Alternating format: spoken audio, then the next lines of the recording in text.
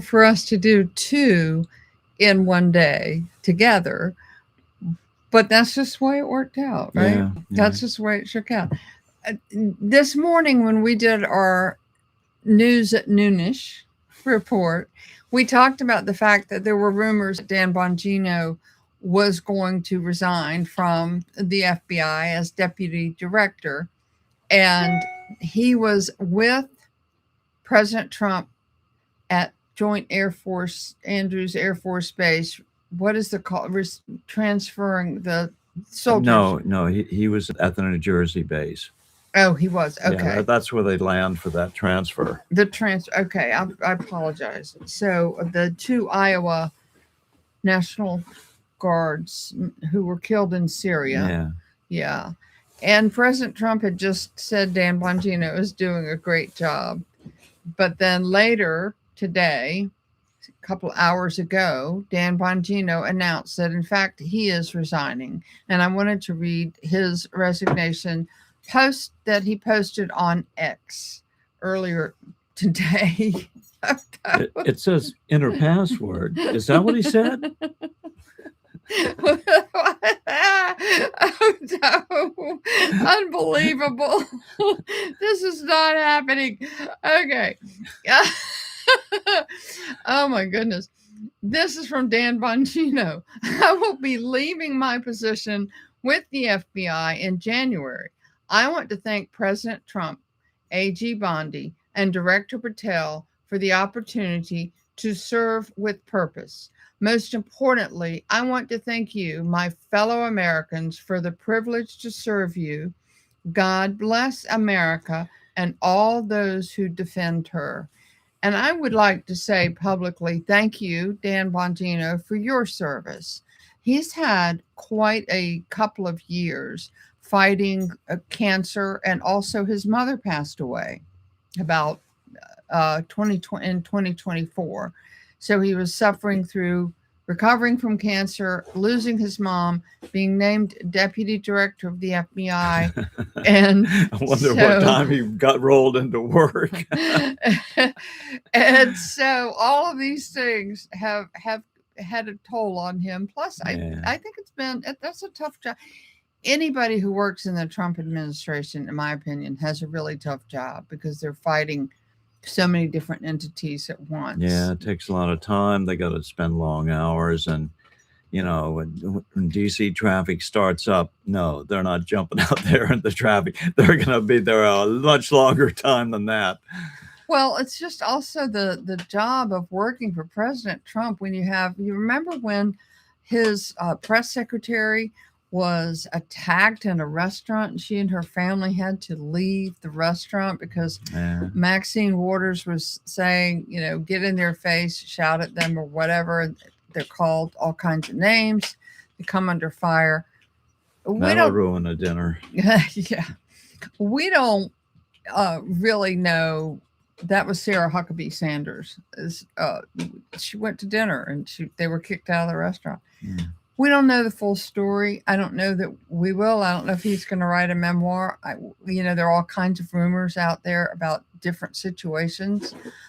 But I like Dan, and I think in whole, he did a good job. I love his show, and I'm hoping he'll go back to doing the. Yeah, I don't think he can do a full 3 hours, though, but he could hire 2 people to cover the other 2 hours, 2 people who weren't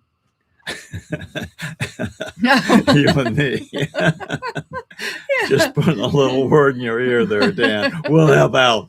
The Bongino, Bill and Beth show. That would be. He can just do an hour. He could do an hour. I don't know. I can't even work my iPhone. I've never seen that pop up like that. That's kind of funny. At any rate, we did want to talk about that, and then we. Oddly enough, or not surprisingly, Hollywood seems to be imploding, in my opinion. It's been imploding for a very long time, I think. One of the things that I noticed, and this was early on, I guess, watching TV in the 70s and 80s, and then in the Oscars, Oscars used to be this beautiful award ceremony. I loved seeing Yeah, all the I people. would tape them every year. I It everybody. was like the pinnacle of Hollywood perfection of everything, and now it's just Well, I used to love to watch people on the red carpet and the women dressed the way they were dressed, and then sometimes you didn't know who somebody's spouse was, and you got to see them. You saw who sat with whom. Sometimes there were rumors about people on the same show not getting or in a movie or whatever, not getting along, and then you would see them sitting together. It was kind of exciting. And the awards used to be, I used to have seen almost every movie. I, had my favorites. I knew who I thought should win or whatever. And now it's like, I don't even think, I have not gone to the movies in years. I know. I I haven't either. can't even remember the last time we went to a movie. The last movie we went to see was not really a Hollywood movie. It was done by Kevin Sorbo in Mm. his production, and that's one of the things that has happened is a lot of Christian groups have starting Well, like that's because Hollywood's gone so negative on Christianity or anything other than their woke agenda. that's exactly right. I'm taught. What I was saying is in the 70s and 80s, I noticed this trend of preaching. They were always had some episode that dealt with some issue that, I mean, this was supposed to be a sitcom, not a social lesson in racism or, Well, it just something dominated else. the landscape, and especially in Hollywood, and now they're paying the price. They're down the drain. Well, and they didn't learn their lesson. The movies that make them the most money are the movies that don't have all of the sex and the cursing. They're usually the Disney movies or whatever.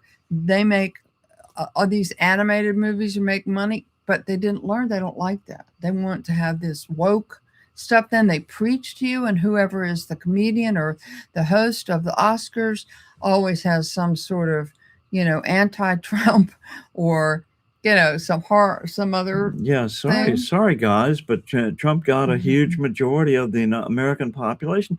You're gonna kill yourselves if you go against that. Well, and they didn't understand, and then they were always making these political statements, not just at the Oscars, but I mean the stars themselves, instead of being all Well, you Hollywood. couldn't work unless you were on the team. That's the way It's- it was. yeah. And now they're going to pay, and so they're just leaving the door open for other people like us. Well, it's just like the news media. The news media is crashing too. Hollywood is collapsing. But specifically, the Oscars, I have to say this without laughing. The Oscars are going to be live streaming on YouTube. Woohoo! Isn't that exciting? Woo! I can't wait. Because they're all live stream. Yeah, YouTube's all happy about it. Oh, this is a new represents a new dawning. Well, I wonder if I they don't will. think so. I wonder if they'll censor them like they've censored the rest of us. I don't. Well, I don't know. I don't know. Depends on what the people say. Maybe. Hollywood won't like that very much. Well, they started live shows started having what, a 10-second delay or something after the Super Bowl, the incident with the halftime show, Oh yeah. the disrobing accident. I never saw that. You know, should I tell the story? I don't care. Whatever that Super Bowl was, whatever year, 2004, I guess, a Super Bowl. My father was in ICU, and my son and my dad always watched the Super Bowl together. And I took my son to the hospital so that he could watch the Super Bowl with my dad in ICU. My brother took him, actually. And during the halftime show, my brother got my son. They went down to the cafeteria to get something to eat so my dad could get some much needed rest. And they missed the incident with Jackson, I think it was Latoya Jackson. Somebody on chat will know, where part of her outfit came undone and you saw some of her assets. Assets. Yeah. And it was a live show. And so it was sort of, so after that, I think they put in sort of a 10-second delay or whatever. But, and my son came back and finished. And I was really actually greatly relieved that my 13-year-old had not seen that. Of course, he's probably seen it a million times now, Right. but in any case, also too, I was very glad they turned the TV off so my father hadn't seen it because he might have had a heart attack. But in any case, that's what I remember. And so the Oscars will continue on ABC through 2028. So we only have 3 more years. And then beginning in 2029, they will be live streaming on YouTube. And so Oscar people, if you need any help with live streaming, we've gotten better at it. we can be on Dan Bongino's show and do the Oscars. Why not? Somebody's got to do it. See if we have any wonderful comments from our chat group. Bongino leaving is bad, says Joe Buddy. Throwing a bunch of anti-establishment, high-power personalities together, some level of friction. Yeah. Hollywood is a dedicated member of the cabal. Yeah. There's so many things that go on in Hollywood, like we found out with Harvey Weinstein and et al. It's just a cesspool, or has become a cesspool. I don't think it's always been that way, but it's just so much going on with drugs. Welcome sex, to us. Everything else. Yeah. Well, so there's that. And President Trump is giving his announcement at 9:00 Eastern, and it should be really good. He's going to go through, I get what they said was the affordability thing that he's going to talk about. Yeah, primarily he wants to talk about all the money that's coming in and like that. But there could be some interesting announcements around the fringes. Who knows? Speaking of interesting announcements, did you want to talk about Nicaragua? Nicaragua. Yeah. Nicaragua has banned anyone from bringing a Bible into the country. And that's, in league with their communist background, of course, but that's pretty stiff. It is, and for years, years and years and years, every church that I have ever attended sent missionaries to Nicaragua. I know, and that's because they were sorely needed. They were, and I know people who were planning on going just a couple of months ago, and now they're banning Bibles. Yeah. Oh dear. Well, they throw those people in jail. Well, they should be like Brother Andrew. He smuggled Bibles into communist countries. Well, that's what of course, that's what's going to happen. Yeah. Well, yeah. I mean, that's exactly what's going to have to happen. And I still remember a story from his day of smuggling Bibles where he was stopped. He had a briefcase, and wherever, I don't remember what country he was in, but they said, what is in your briefcase? And he looked them dead in the eye and said, Bibles. And they laughed. They didn't believe him. And they didn't search his briefcase. So he got away with it. They did not think anybody would be brazen enough to actually say, I'm bringing contraband into your country. So they'll let drugs in, but they won't let the word of God in. Well, we need to pray for Nicaragua.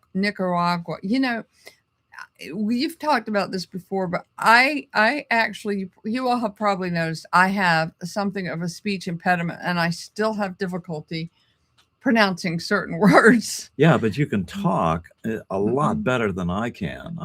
I've never been a good talker. I freeze up. Well, I used to work in a pharmaceutical company, and my boss one time said, Beth, you've at least got to learn to pronounce some of the drugs we sell. And I said, aspirin. Do you sell aspirin? So I think we're delving into it. Or are there any comments that we need to check on, or are we out of here? Joe Buddy says Bongino leaving is bad. Yeah, you already Okay, read that one. Okay. really, there must be some down here. I guess not. Yeah, no, That's it. Okay. All righty then. Thank you for joining us and enjoy President Trump's speech at 9 o'clock Eastern. Oh, and don't forget, please subscribe, like, and share. Down here. Well, wherever. Okay. And thank you. God bless President Trump and God bless Dan Bongino. Right. God bless America and God bless all of you. Okay. Okay. Thank you.